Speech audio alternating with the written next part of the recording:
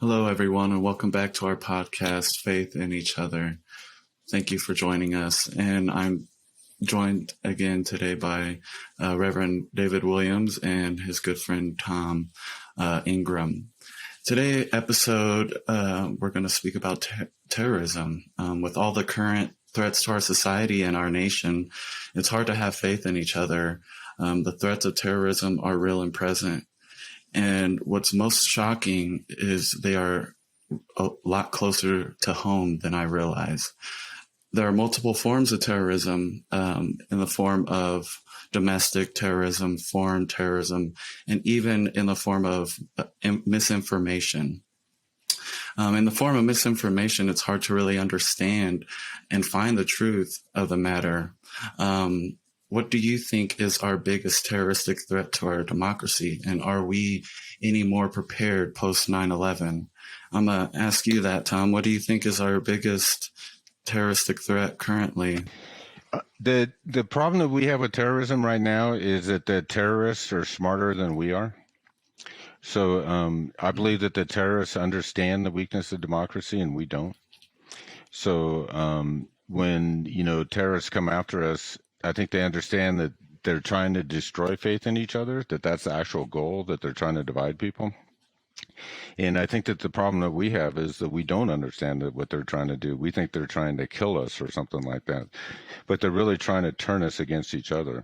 And I think that the weakness we have with terrorism right now stems from the 2001 event where we reacted to the terrorist action by doing something that divided our own country, namely starting those two wars. So to me, the reason that we're so threatened by terrorism is because we don't understand how dangerous, we don't understand really what they're trying to do. Because there's no terrorism under the dictator, right? The dictator doesn't have terrorism because the dictator wouldn't care what the terrorists do. The terrorists are trying to affect public opinion. They're trying to affect how we see each other. It's an effect on all the people. So that's why it's our lack of understanding how terrorism threatens us that makes it dangerous. But terrorism has become a partisan issue with us now. I mean, it's been used as a weapon politically, and it's hard to take it back after that. Absolutely, I agree. Pastor David, did you want to add anything to what Tom said? I thought about this episode, Jordan, for a moment before we came on the air, and terrorists seems to sow fear into a particular group of a sort. And fear can be expressed in so many different ways, but I see terrorism not just nationally or in foreign soils or in other countries, but it just if people think about it, we've had our own terrorist movements in this country, even before we got into fights with the Middle East and other countries. I think about the turn of the century, the 1900s, when the middle, I want to say 1900s, 1920s, when the Ku Klux Klan decided that they wanted to express terror in this country, in the hearts of African Americans, especially Asians. There was terror. You wanted to make sure people were fearful of a certain mindset. So violent things happen, and groups would do night rides, night raids into towns, burn houses down, lynch people.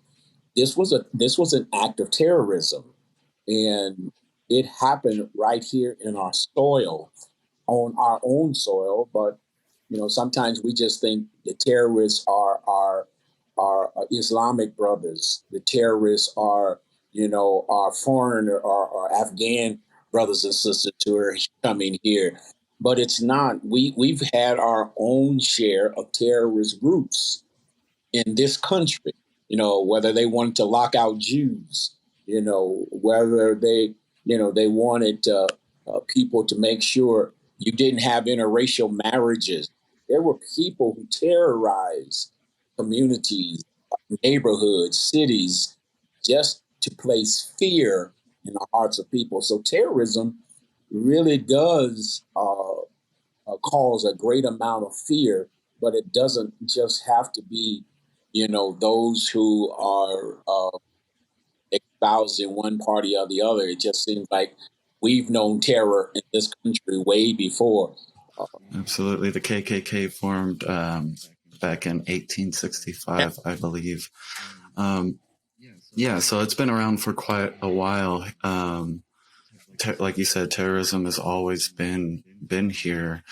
And now this question's for you, Pastor Dave. After the 1979 revolution in Iran, when the first modern religious terrorist groups appeared, and with the current amount of them now, is there a reason, do you think, that there is an increase in the religious terror groups? Yeah, I think we had to come to grips with there are nations who live by a religious code, you know, and even though we have a freedom of religion, there are countries that run through a type of religious government. And when we as a nation decided that we're going to interrupt that, we have a right to come in and press against certain forms of political governments in other countries. We also have to be ready to take on the backlash of that. And I think we might not have thought that, well, if I go and throw my weight around in a smaller country, that they were just going to roll over and play dead and just say, okay, thank you for coming in here, choosing a side of people, choosing a religious group and backing them, and they would do nothing. I think that was bad planning on our side. And so we found that countries, no matter what their size, just because they are small in numbers doesn't mean that they want to protect what they believe are their rights as a nation to exist, run their countries as they choose to exist. And when other countries come and say, "Hey, we want to express that our democracy is the correct democracy," you know, you haven't sold that to everybody. And so I think we opened ourselves up at times for backlashes that we thought people would maybe just roll over and just say, "Oh, it's okay." But no, religious governments, when you have shahs and other religious leadership who run a country, we have to make sure we acknowledge that. And not all countries have been democratic, whether we like it or not. And so I think we got some of the backlash from probably not really considering that others would, if they didn't agree with us, they may act out toward how we came in and tried to force their country into a certain behavior or a certain government. And so I think that's what we saw. There were countries that were ran by religious-led politics, and so I think that's what we're seeing. Tom, did you have a response to what Pastor David said? Yeah, the first response I have is about the Klan. And, I don't think that it's accurate to say that the Klan's goal was to spread terror. I would say that the Klan's goal was to prevent African American people from voting, that was their main goal, and that spreading terror was a means toward that. And so, yeah, it's okay. It's okay. Yeah. Go ahead. I didn't want to disagree. That's not how we explain it at all. Right. Oh no. When you are as a people group are shown that your presence in particular in a certain area or a certain sense of rising above your present situation. No, our ancestors were very clearly explained, you are not welcome here, and these are lessons to let you know you're not welcome here. And it was, we want you to stay in a subservient role. And if not, if you see us lynch your brother, your mother, your aunt, your uncle, your father, this is so you will know where boundaries are. But the response I would give to that is that, I'm not disagreeing with any of that, but what I'm telling you is that if we had a king, there would be no KKK. Mm. That's what I'm saying. It's the democracy that caused the KKK. And if you ask the KKK, they'd say that their goal was to keep black people from voting. That's what they would say. Right. And what I'm telling you is that, in my opinion, it's very important to see it that way, because one of the ways you can fix the KKK, right, is you get a king, and then you don't need the KKK anymore. Mm. The KKK is a result of democracy. Without democracy, there is no KKK. That's my opinion. I think I understand what you're saying there, Tom.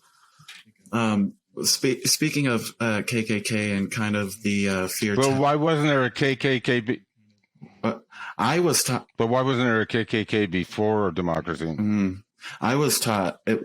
You know what I'm saying? In education, and I went to primarily white schools. I was taught that the KKK was created as a work coalition to prevent people of all other races from getting work in their town, and they would dress up like this to scare people away. So it seems like there's a lot of misinformation and a lot of different stories. And honestly, I think they do that just to confuse us and keep us confused, and that with that being said, the KKK is notorious for some of those hate crimes that are out there. Tom, do you think hate crimes are an effective deterrent against, domestic terrorism, which are kind of at the core? Yeah, to me, hate crimes are one of my favorite subjects, because to me, hate crimes are crimes. So hate crimes are crimes that are meant to divide people. I meant to say hate crime laws. Yeah. Sorry, I meant to say hate crime laws. Yeah. I had to throw it out there. Hate crime laws. Right. But no, the hate crime laws are inadequate, right? And the hate crime laws are the most important laws we have, because they're there to defend democracy. The problem with hate crime laws is they're misnamed. So if you say hate to somebody who's a working class European American person in the United States, they hear us. They don't hear hate. They hear me. Right? That's what it means to us. We're the haters. So, I was in the airport, and the guy in front of me has a T-shirt, and it says, people are going to hate. Haters are going to hate. And it has a picture of me on the back of his shirt. Bald, 64-year-old white guy. Right? But anyway, so if you kill somebody because you're mad at him, that affects you and him. Right? But if you kill somebody to try to divide the Shia community from the Sunni community, that's a crime against democracy. And if we had named hate crimes against democracy, then we could take that. But the reason we don't call it a crime against democracy is we don't want to admit that democracy is weak, that democracy can lose out. So therefore, you can't give the real explanation of what it is that the person who committed this crime is trying to turn Americans against each other, which can hurt the overall democracy, which is why it's a much more serious crime, right? We can't say that because we don't admit that faith in each other is what the whole system is based on anyway, that democracy is weak. So we have to use the word hate instead of, and the problem with it is the people in Charlottesville, like you were saying, the guys waving the Nazi flags and the KKK outfits in Charlottesville, those guys are trying to divide us too. And if we understood hate crimes for what they are, which is really a crime against democracy instead of a hate crime, then we could take that same philosophy and turn it over to those people in Charlottesville, right? And the people in Charlottesville are terrorists. I mean, they're committing a hate crime by what they do. Now, it's protected by free speech. We can't make a law against it. But I think if we could have an understanding that the people who are doing this stuff, it's not a black or a white thing. It's a democracy or authoritarian thing. Man. Yeah, hate. The word hate invokes emotion. What was that, Pastor David? You know, I can own that some of the things that we're seeing happening in our country are directly in line with what you have when a country becomes a democracy. I can grab that. I can take that. When we as a country said we wanted to become a democratic republic, you know, where people would live and laws and leadership would govern. I understand that, but I cannot go and say that I can't understand why when a person hurts another person under a democracy that it is never because the person hated the person, or wanted to create fear for the person, but it is because our covering for that person is, but you didn't really hate that person. It wasn't really about hatred for a people group. It was, this is what happens when you have a democracy. Somewhere we are missing, we understand that democracy affords all sorts of behaviors, for sure. But is that an excuse to say constantly, when that person, if I call that person creating a hate crime, now they're mad at me because I'm European and I'm calling all Europeans out of name. It seems like now our democracy, being a democracy, is giving an excuse for some people not to own their behavior. If that's what we are wanting to say, then we must say then democracy allows people not to be held accountable. And if that is the case, then that's what our democracy, we must not be surprised at what our democracy is doing. So I'm just trying to understand what that person says, well, you're hating me because when you use the word hate, I get to conjure up, no, you're hating me because I'm European or whatever your descent is.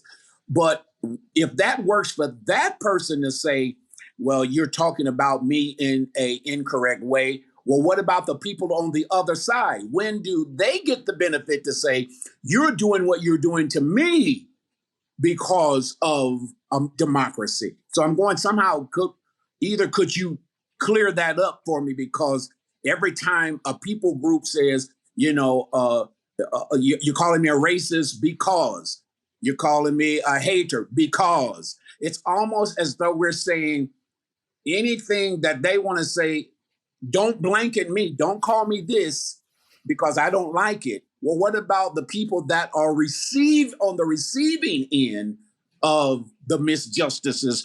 What rights do they have to express their frustration in a democratic republic? John, I just throw that back to you, Tom. Yeah, I think that if you want to run a democracy, you're going to have laws that try to prevent people from doing violence, specifically to divide people.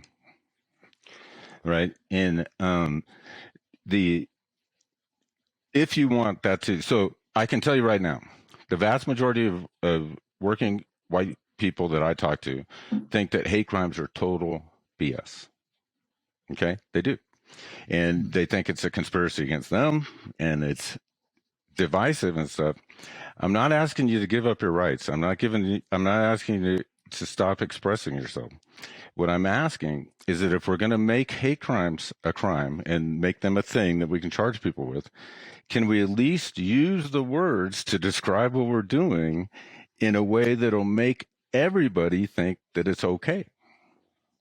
Right? So in other words, can we try to sell this? Right? So like affirmative action, right? It's like, I didn't get into college even though I got a better score. It's like, yeah, we're making it for past racism. This is a guy you just didn't let into college, and you're telling him that you're not letting him into college because his grandfather was evil. You're not trying, okay? You're pleasuring yourself. It's fun to say that. That's fantastic. But I'm talking about actually running the government. And if we want to make these hate crimes illegal, which I think is essential, then let's at least try to sell it to the European Americans instead of making it use the worst word that'll just turn them off. That's all I'm saying. I'm just saying that if we're going to do this, let's at least try to explain what we're doing in the most favorable terms so that people can buy into it and support it. But instead, it's got to be done with the most divisive terms. So then white people will be against it, and that'll prove how racist we are. And we're not getting anywhere. I think I understand what you're saying there, Tom. I understand trying to bring people in to a civil conversation or a civil place where we can reach a better outcome. No problem with that. I guess it's almost like I want to be sensitive to one side's how they interpret whatever we're dealing with. You know, you want to be sensitive to it. I'm going then, where does the sensitivity go back to the other side? Because if I have to deny and says, okay, I want to use whatever, I don't want to cause nobody a hatred or a hater or a racist or whatever, a social term. But I would say it this way. If I were to go to Detroit and locate your son and bring 5 African Americans, 3 Native Americans, and I hunt your son down, and God forbid, we mutilate him like no other. You are telling me that if you were to call me a thug, whatever derogatory term, that you would prefer to say, hey, Dave. No, Dave and his marauders were just trying to express their frustration. I'm not sure how to make those. I just can't see, Tom, how I, on the recipient end of great pain and horror, have to be so sensitive that I don't hurt your feelings, and everybody white can say you're calling all of us names, which I'm not doing. I'm just concerned that people who have borne the brunt of pain cannot understand why you're saying democracy needs this approach. And I'm just saying that out loud, because when you say the people that you know, I say the people that I know will never walk down that path. Can I respond to that? Yeah. So I would say absolutely. So my response to that is that I would expect that if I was talking to an African American man and I use the word thug, they would never hear anything after that. To me, if I use that word to an African American man, that is a conversation ender, right? If it is out of context, but I mean, when if my parents call, we grew up African American men. I'm a man. You don't cause trouble. You don't go down the streets causing havoc. Right. You respect your neighbor and your friends. And because this is what they would say, your dad would say, boy, don't be a thug. Because it was clear that was a life I was not. And so if you or my neighbor came down and told my daddy, Mr. Williams, Dave is out with a thuggish group. They wouldn't hate you for that. They understood that was your behavior and your persona. If that is not true and you call me thug, then we got a problem. Yeah, we got a problem. Sometimes I would say hate is a common verb and thug is a derogatory term. And what it sounds like we African Americans need to change the word hate to make the white man feel more comfortable with it. And it's just honestly, it's a silly sentiment. I feel like if we're all here, dealing with a hate crime, those heinous acts, the word hate is not even that harsh in the grand scheme of things. So, I kind of side with, Pastor Dave here, on that. And thug isn't necessarily, it is a conversation ender, but it also, like in the context, like if I'm talking with somebody about thuggish behavior, or if somebody's calling me you're a thug, those are two different contexts, like stop acting like a thug or stop being a thug, so that's how I see it. But that's what I'm gathering from you too. You guys want to change things without outreach. You want to use the most offensive terms you can use and ask us to rise above it. You're not going to try to sell your position to us at all because we don't deserve it. That's what you're saying. No, we do want we want a better outcome. We definitely do. We both are from the world where then use the words that'll have the best chance to get you a good outcome, and hate ain't one of them. And neither is thug. So if you want a good outcome, don't say that to white people. I'm just telling you. And will we respond? No, we won't. The anger we have will be in our hearts, and it will not be expressed, but it is still there. And it's there just like I understand. When you were using terms toward us. That's what I'm just saying. I know what you're saying. Not me. Not me personally. Not Tom. No, not personally. I'm just saying, now you know how we have felt at the languages that we endured for hundreds of years. And that's the way white people feel, is that you're not trying to make it better. You're trying to make us understand how you felt for hundreds of years. And there's no way in the world we're ever going to be able to convince you that we can do that. So you're going off on a mission that is not possible for us to do. There's nothing there, Dave, there is no way we can understand where you're coming from. But from what you know, what are you willing to do to come toward me to show me that there is that have been done? And I want to lead because the leadership is not leading. I want to come toward you guys or your culture or your people. And here is my olive branch without you having to convince me. We want to see an olive branch even before the conversation starts. And in the way I see, with that being said, I for the sake of time and for this episode, terrorism, hate crimes, it's all very much a very passionate topic, and I do want to thank you guys for joining us on this episode, and we will see you next time for part 2 on faith in each other. Thanks, guys.